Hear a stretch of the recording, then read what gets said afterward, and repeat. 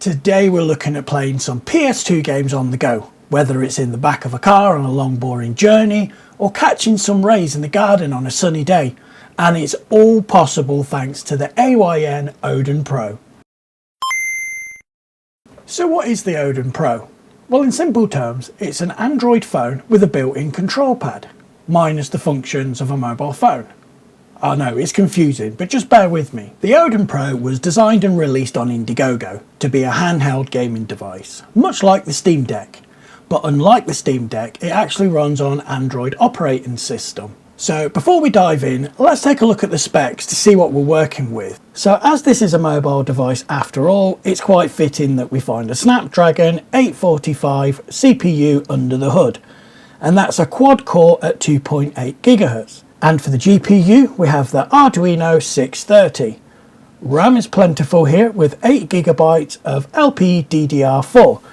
And the storage for the model that I have is 128GB, but this is expandable through a micro SD card. For the screen, we have a 16:9, 1920x1080, it's LCD 6-inch. So yes, full 1080p HD quality here, and of course it's touchscreen, very handy when you're running an Android operating system. So looking at the Indigogo page, it's marketed as a game streaming device, and although yes, you can stream most if not all of the game streaming services and even the PS5 via remote play, that's not why it's sold extremely well. So anyone that's been in the emulation scene for the past couple of years knows the remarkable innovation that's been made with emulators running on the Android operating system. So the first thing that went through my head, and probably most others when they seen the Odin Pro, was this is going to make an amazing emulation handheld device. And spoiler alert, I wasn't wrong. Now of course the following steps can be performed on an Android phone or tablet, but your experience may vary from device to device, and this is down to the specifications. So you might have issues on lower powered devices and not get the sort of performance that you're going to see here in the video. Android has loads of benefits, and one of those is the Google Play Store, where we can download EtherSX2 for free without any issues. So just like we did on the Xbox Series consoles, there's two things we need. We need the PS2 BIOS and we need the game ISO files.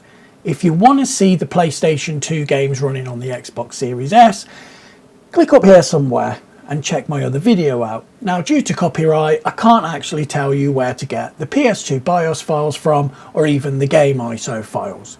But if you join the Discord server, link is in the description below, I'm sure we've got a few pirates aboard, me hearties. Are you ready, kids? So I found the best way to get the BIOS files and the game ISOs onto the Odin Pro is use an SD card. So that's the way we're going to do it in this video. All you have to do then is when you launch EtherSX2 is just point to those directories. So let's jump over to the PC and get things set up. So this is nice and simple. We've got the BIOS files and the game ISOs.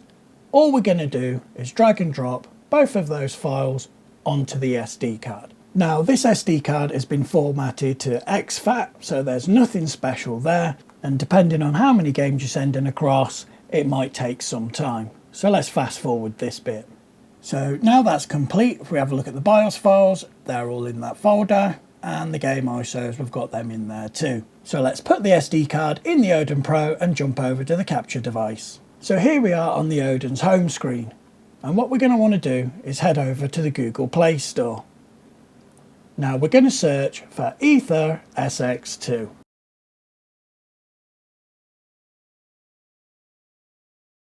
Now you should find the app easily enough and then click install. The first time you launch the app, it's going to ask you to add a game directory. So we're going to click on the browse function and click on Odin Pro SD card. Click on the PS2 ISO and then allow access. You should then see your games listed in the games list. But if you try and launch one of the games, it will say there's a BIOS file missing. So back over to the browser, go to the SD card, click on the folder that you put the BIOSes in, you can see them all here, select a BIOS to add, and then that's it. The bin has been imported. Now before we jump into playing any games, you want to change some settings. The first one we're going to change is to go into graphics, look for aspect ratio, and then change this to widescreen 16:9. Next, we're going to go into controller settings, touchscreen control view, and we're going to turn that to none because we don't want to see on-screen buttons. Then we're going to go to port 1, automatic mapping, and then we're going to select the Odin controller. That maps everything up for us. Now that's all done, let's jump into some gameplay.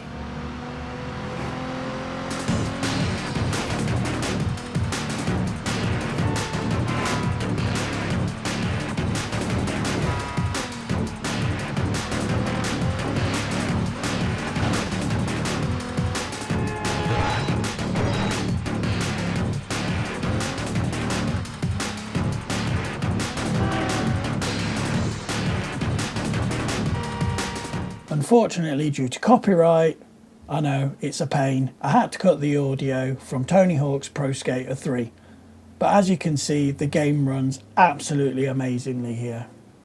So I'm not going to bore you with loads of gameplay footage, but if you do want to see specific games running on the Odin Pro, leave a comment below letting me know what games you want to see running on it. So as always, if you enjoy my content, please smash that subscribe button, because when we get to 5,000 subscribers, I'll be giving away a brand new PlayStation 5 disc edition, and you have to be subscribed to enter. So I'm going to end the video here. I'm JP, you've been watching Alien Retro Gaming, and I'll catch you in the next one.